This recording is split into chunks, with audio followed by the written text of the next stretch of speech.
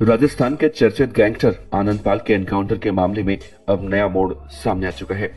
इस मामले में राजस्थान के जोधपुर की कोर्ट ने सीबीआई की क्लोजर रिपोर्ट को खारिज कर दिया है। एसीजेएम सीबीआई की कोर्ट ने इस एनकाउंटर में शामिल 5 पुलिसकर्मियों के खिलाफ अब एक्शन लिया है। कोर्ट ने एनकाउंटर में शामिल पुलिसकर्मियों के खिलाफ धारा 302 के तहत अब मुकदमा चलाने का आदेश दिया है। 24 जून 2017 को गैंगस्टर आनंद पाल का एनकाउंटर हुआ था। इस एनकाउंटर को फर्जी बताते हुए उसके परिवार की तरफ से केस दर्ज करवाया गया था। गैंगस्टर के एनकाउंटर के बाद उसके परिवार वालों ने इसे फर्जी एनकाउंटर बताते हुए कोर्ट में चैलेंज किया था। वहीं सीबीआई ने इस मामले में क्लोजर रिपोर्ट कोर्ट को दी थी। इस रिपोर्ट में फर्जी एनकाउंटर की बात को नकारा गया था, लेकिन आनंद पाल की पत्नी के वकील ने तर्क दिया कि आनंद पाल के शरीर पर चोट के निशान थे। उन्होंने कहा कि पुलिस की तरफ से दी गई रिपोर्ट साफ बताती है कि गैंगस्टर आनंद पाल को बहुत ही नजदीक से गोली मारी गई थी, जो कि फर्जी एनकाउंटर की तरफ इशारा करती है। अन्य सबूत भी साबित करते हैं कि यह फर्जी एनकाउंटर था, जिसके बाद कोर्ट ने एनकाउंटर में शामिल तत्कालीन चूरू एसपी राहुल बारहट, तत्कालीन additional SP Vidya Prakash Chaudhary, DSP Suryaveer Singh Rathore, RAC head constable Kailash के खिलाफ मुकदमा चलाने का आदेश दिया है। पुलिस ने बताया था कि उन्हें आनंद पाल के साथियों ने बताया था कि वो सालासर में छिपा हुआ है। खबर के पुख्ता होने के बाद एसओजी ने घेराबंदी कर आनंद पाल को पकड़ने की कोशिश की। पुलिस ने कहा था कि जैसे ही पुलिस टीम वहां पर पहुंची, आनंद पाल ने घर की छत से पुलिस पर फायरिंग करनी शुरू कर दी थी। एसओजी ने भी जवाबी कार्रवाई में फायरिंग की। गोलीबारी में आनंद पाल मारा गया था। उसे 6 गोलियां उस वक्त लगी थी। पुलिस अधिकारियों ने कहा था कि आनंद पाल को पकड़ने में करीब 8 से 9 करोड़ रुपए खर्चे हुए थे। कहा जाता है कि आनंद पाल अंडरवर्ल्ड डॉन दाऊद इब्राहिम को बेहद पसंद करता था। वो दाऊद से जुड़ी हर खबर पढ़ता था, उसे फॉलो करता था। पुलिस सूत्रों के मुताबिक आनंद पाल जब जेल में बंद था, उस वक्त वो दाऊद पर लिखी किताबें भी पढ़ा करता था। आनंद पाल के बारे में कहा जाता है कि वो 6 फीट 2 इंच का था, सिर पर काली टोपी पहनता था, आंखों पर काला चश्मा पहनता था, जिस्म पर लेदर जैकेट और बड़ी बड़ी दाढ़ी मूछ रखता था। 31 मई 1974 को राजस्थान के अलवर जिले के गांव सांवरा, जो अब नागौर के नाम से जाना जाता है, उसमें पैदा हुआ। आनंद पाल ने लॉ के बाद बीएड किया था, लेकिन कानून का एक विद्यार्थी कानून का ही सबसे बड़ा दुश्मन बन गया था। आनंद पाल ऐसे परिवार में पैदा हुआ था जिसका अपराध जगत से कोई भी रिश्ता नहीं था। वो भी आम आदमी के जैसे ही सपने देखा करता था। उसमें भी देश की सेवा का जज्बा था, लेकिन फिर ऐसा क्या हुआ कि वो मोस्ट वांटेड गैंगस्टर बन गया। 5 भाई बहनों में आनंद पाल सबसे बड़ा था। 8वीं तक पढ़ाई उसने अपने गाँव साम्राज से की, 10वीं निमोद गांव से, 12वीं डिडवाना के बांगड़ स्कूल से, और उसी दौरान डिडवाना थाने में उसके खिलाफ मारपीट का पहला मुकदमा दर्ज हुआ। लेकिन इसके बाद 1998 तक डिडवाना और जसवंतगढ़ थाने में आनंद पाल के खिलाफ 8 मामले दर्ज हो चुके थे। समय ने आनंद पाल को सुधरने का एक मौका दिया और इन सभी मुकदमों का जल्द ही निस्तारण हो गया। 1998 में आनंद पाल ने रोहतक से लॉ ग्रेजुएट की डिग्री ली, लेकिन जैसे ही वो कॉलेज पास करके वास्तविक जीवन में आया, तभी से उसकी जिंदगी का संघर्ष शुरू हो गया। आनंद पाल ने अपराध की दुनिया में कदम रखने से पहले कई काम करने की कोशिशें की, जिसमें से एक 1997 में लंदनों में सीमेंट की एजेंसी करना शुरू किया। इसके लिए परिवार से 10 लाख रुपए लिए, लेकिन उधारी के चक्कर में सीमेंट एजेंसी बंद करनी पड़ी, और सीमेंट एजेंसी बंद होने और 10 लाख का कर्ज होने के बाद आनंद पाल जुर्म की दुनिया में कदम रख दिया, जिसके बाद कभी वो वापस लौट कर नहीं गया। इसके बाद वो लंदनों में ही रहने वाले बाबू खान कायम खानी के संपर्क में आया। बाबू खान आनंद पाल की कदकाठी से काफी प्रभावित था और उसे अपने हवाला कारोबार में शामिल करना चाहता था। जयपुर से आनंद पाल 50 लाख रुपए हर जगह पहुंचाया करता था और धीरे धीरे उसका विश्वास जीतता गया। इसके बाद वो हवाला के 1 करोड़ रुपए इधर उधर करने लगा। 1999 में हवाला से कमाए गए रुपयों से आनंद पाल शराब का ठेका लेता है। आनंद पाल फिर से अपना कारोबार जमाने की कोशिश करता है, लेकिन कुछ शराब व्यापार से जुड़े लोगों से मारपीट होने के बाद एक बार फिर से मामला दर्ज होता है और फिर उसका ठेका भी बंद हो जाता है। इसके बाद आनंद पाल अपने गांव वापस सांवरात आ जाता है। आनंद पाल की जिंदगी में सियासत और सनक साथ चलती है, और यही सनक आनंद पाल जैसे विलेन को समाज में हीरो भी बना देती है। बात है साल 2000 की। इस साल गैंगस्टर आनंद पाल साम्राट ब्लॉक से पंचायत समिति मेंबर का निर्दलीय चुनाव लड़ा और 82 वोटों से जीत गया। फिर लंदनों पंचायत समिति से प्रधान का चुनाव लड़ा। हालांकि इस बार किस्मत ने आनंद पाल का साथ नहीं दिया और जगन्नाथ बुरडक ने आनंद पाल को 1 वोट से हरा दिया। लेकिन इस चुनाव के बाद जो हुआ उसने आनंदपाल को राजपूत समाज का संरक्षक बनाने की भूमिका के लिए स्थापित कर दिया। दरअसल पंचायत समिति में स्टैंडिंग कमेटी के चुनाव हुए और जगन्नाथ बुर्रक चाहता था कि सभी उसके पक्ष के मेंबर बने, लेकिन एक राजपूत महिला मेंबर का पर्चा भरती है। आरोप है एक वीडियो प्रधान के कहने पर उसका पर्चा खारिज हो जाता है और फॉर्म को राजपूत महिला के चेहरे की तरफ उछाल देता है। ये खबर आनंदपाल तक पहुंचती है और वो वीडियो से माफी मांगने को कहता है, लेकिन वो माफी मांगने से इनकार कर देता है। आनंदपाल गुस्से में वीडियो और प्रधान की पिटाई कर देता है और ये खबर सभी तक पहुंच जाती है। इसके बाद वीडियो ने राजपूत महिला से माफी मांगी तो महिला ने भी केस दर्ज नहीं कराया, लेकिन प्रधान ने वीडियो के साथ मिलकर आनंदपाल के खिलाफ मामला दर्ज करा दिया और यहाँ से आनंदपाल और प्रधान के बीच जंग की शुरुआत हुई, जिसमें खैराज जाट की एंट्री होती है। वो प्रधान का दोस्त था और आनंदपाल के खिलाफ एक मामला दर्ज करवाता है। इसके बाद आनंदपाल और खैराज के बीच दुश्मनी हो जाती है।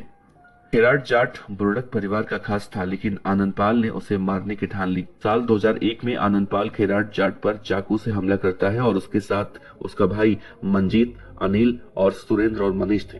ये आनंदपाल के हाथों हुआ पहला मर्डर था। हत्या के बाद 3 साल तक आनंदपाल फरार हुआ। इस दौरान वो हरियाणा के झज्जर और रोहतक में रहा। ये वही समय था जब आनंदपाल हरियाणा के बदमाशों के संपर्क में आया और 3 साल तक राजस्थान नहीं गया। फरारी के दौरान शेखावटी में आनंदपाल की तूती बोलने लगी और उसके अपराधों की संख्या निरंतर बढ़ती रही। साल 2003 के आसपास गैंगस्टर आनंदपाल युवाओं में काफी तेजी से फेमस होने लगा। हजारों युवा उसके फैन बन गए। साल 2003 में निमोद गांव का नानूराम जाट एक युवती को भगा कर ले गया। ये युवती शादीशुदा और राजपूत समाज की थी। कहा जाता है कि नानूराम ने युवती को प्रेम जाल में फंसाया था। राजपूत समाज में इस घटना का जबरदस्त विरोध था। ये मामला सुर्खियों में चल रहा था कि रसीदपुरा गांव का भगवान सिंह नाम का एक युवक उस युवती के चरित्र को लेकर अभद्र टिप्पणी करता है, जिसके बाद नानूराम जाट भगवान सिंह के पिता की हत्या कर देता है। भगवान सिंह आनंदपाल सिंह से संपर्क करता है, समाज का हवाला देता है और नानूराम से बदले की मांग करता है। बस यही से इस मामले में आनंदपाल की एंट्री होती है और वो नानूराम की तलाश में लग जाता है। आनंदपाल को नानूराम का पता लगता है और उसे वहीं से उठा लेता है। उसे भगवान सिंह के घर लाया जाता है और साल 2004 में आनंदपाल के हाथों ये दूसरी हत्या होती है। नानूराम की जिस तरीके से हत्या की गई थी, उसने आनंदपाल के क्रूर चेहरे को उजागर किया और वो राजस्थान में एक बड़ा गैंगस्टर बनकर उभरा। कहा जाता है कि आनंदपाल पहले नानूराम की बेरहमी से गर्दन काटता है और फिर लाश के छोटे छोटे 72 टुकड़े करता है। उसके शरीर के टुकड़ों को एसिड में डालकर जला देता है, फिर उस एसिड को हाईवे की सड़क पर बहा देता है। इस वारदात के बाद आनंदपाल के नाम से हर कोई कांपने लगता है, लेकिन वो राजपूत समाज के युवाओं के लिए हीरो हो गया था। इस हत्या के बाद उस पर केस भी दर्ज हुआ, लेकिन आनंदपाल यहाँ पर रुकने वाला नहीं था। बात यही खत्म नहीं होती है। साल 2004 में आनंदपाल के दोस्त ने उसकी सहायता ली कि मेरा दुश्मन मुझे परेशान कर रहा है। ऐसे में आनंदपाल ने अपने दोस्त के दुश्मन का अपहरण किया और फिर उसके भी हाथ पांव तोड़ डाले। लेकिन इन सभी घटनाओं के बाद में आनंदपाल साल 2004 में नागौर के कोतवाली में तत्कालीन थानाधिकारी विद्या प्रकाश के सामने आत्मसमर्पण कर देता है। आनंदपाल के बचपन से लेकर अपराध की दुनिया में कई दोस्त बने, लेकिन उसका सबसे करीबी दोस्त श्रवण सिंह रहा। श्रवण सिंह से उसकी दोस्ती शराब के व्यापार में आने के बाद हुई।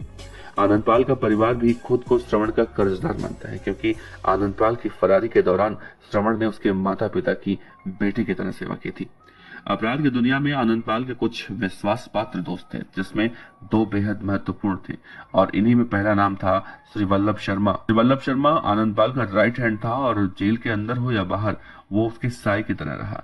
श्री वल्लभ ही आनंदपाल के लिए खाना बनाता था। खाना कोई दूसरा बनाता तो पहले श्री वल्लभ उसे खाता, फिर 1 घंटे तक इंतजार करता और फिर बाद में ही आनंदपाल को खाना खिलाया जाता, क्योंकि जेल में दूसरी गैंग के लोग आनंदपाल को जहर दे सकते थे। आनंदपाल के करीबी दोस्तों में दूसरा नाम था बलबीर बानुड़ा का। बलबीर ने आनंदपाल के लिए गोली खाई और जेल में ही अपनी जान दे दी।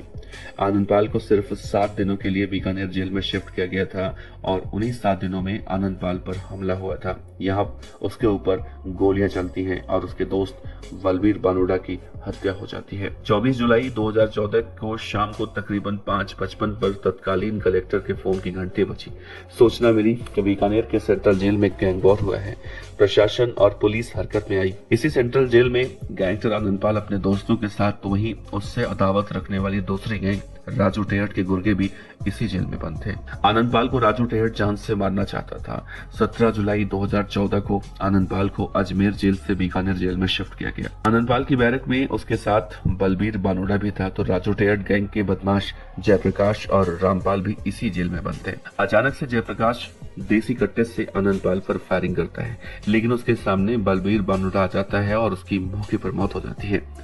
आनंदपाल का जिगरी दोस्त मारा जा चुका था और उससे भी छर्रे लगे थे। इसके बाद वो गुस्से से लाल हुआ और बिना किसी हथियार के अपने साथियों के साथ जयप्रकाश और रामपाल पर टूट पड़ा। उसने वहां पड़े पत्थरों को हथियार बनाया और दोनों के सिर पर तब तक ताबड़तोड़ हमला किया जब तक दोनों ने दम नहीं तोड़ दिया। आनंदपाल एक बार फिर से बच गया, लेकिन 3 लाशों के लहू से बीकानेर की जेल लाल हो चुकी थी। आनंदपाल को अस्पताल में भर्ती कराया गया और वहीं से फिर अजमेर जेल भेजा गया। 3 सितंबर 2015 के दिन आनंदपाल को अजमेर हाई सिक्योरिटी जेल से नागौर कोर्ट लेकर जाया जा रहा था। आनंदपाल के साथ सुभाष मुंड और श्री वल्लभ भी पुलिस की बस में थे। बस के आगे और पीछे पुलिस की गाड़ियां चल रही थी, लेकिन तभी डीडवाना रोड पर एक बिना नंबर की पिकअप गाड़ी आती है। बदमाशों ने आनंदपाल वाली बस के ड्राइवर पर अंधाधुंध फायरिंग कर दी। आनंदपाल और उसके साथी पुलिस के 2 AK-47 लूटते हैं और पुलिस की जीपों पर अंधाधुंध फायरिंग करते हुए पिकअप में बैठकर फरार हो जाते हैं। इसके बाद वो कभी पुलिस के हत्थे नहीं आया। कहा जाता है आनंदपाल को पकड़ने में पुलिस के 8 से 9 करोड़ रुपए खर्च हो चुके थे और दबिश में तकरीबन 2.25 लाख रुपए खर्चे होते थे। 2015 से 2017 के बीच आनंदपाल को पकड़ने के लिए करीब 300 दबिश दी जा चुकी थी। फरवरी 2016 को गैंगस्टर आनंदपाल JNVU जोधपुर के जसवंत हॉस्टल में 2 महीने तक रुका। बाद में हॉस्टल के 2 लड़के गिरफ्तार हुए थे। मार्च 2016 को आनंदपाल नागौर जसवंतगढ़ गुड़ा भगवान दास को चकमा दे गया। इस दिन गुड़ा भगवान दास में मुठभेड़ हुई और एक जवान भी मारा गया। जुलाई 2016 को जसवंतगढ़ में फिर आनंदपाल का पुलिस से आमना सामना हुआ, लेकिन वो फायरिंग करके भाग निकला था और थाना अधिकारी दादू सिंह घायल हुए। अगस्त 2016 को जयपुर में आनंदपाल फिर से पुलिस को चकमा देकर भाग गया। अगस्त 2016 बीकानेर के छज्जू में आनंदपाल ने 15 दिन बिताए। आनंदपाल पुलिस को नहीं मिला, लेकिन शरण देने वाले 5 लोग उस वक्त गिरफ्तार हुए।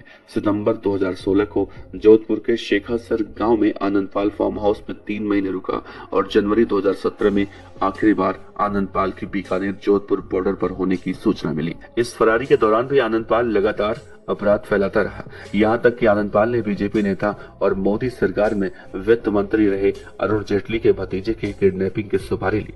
उसने पंजाब में एक गैंग के कहने पर 5 करोड़ रुपए में ये सुपारी ली, लेकिन वो किडनैपिंग नहीं कर पाया। आनंदपाल को पकड़ने के लिए पुलिस जगह जगह दबिश दे रही थी, लेकिन हर बार आनंदपाल पुलिस से 4 कदम आगे रहा। पुलिस तय कर चुकी थी कि आनंदपाल को किसी भी सूरत में पकड़ना है। पुलिस की तरफ से बताया गया कि आनंदपाल को पकड़ने के लिए एक टीम बनाई गई, जिसका जिम्मा दिनेश यमन को दिया गया।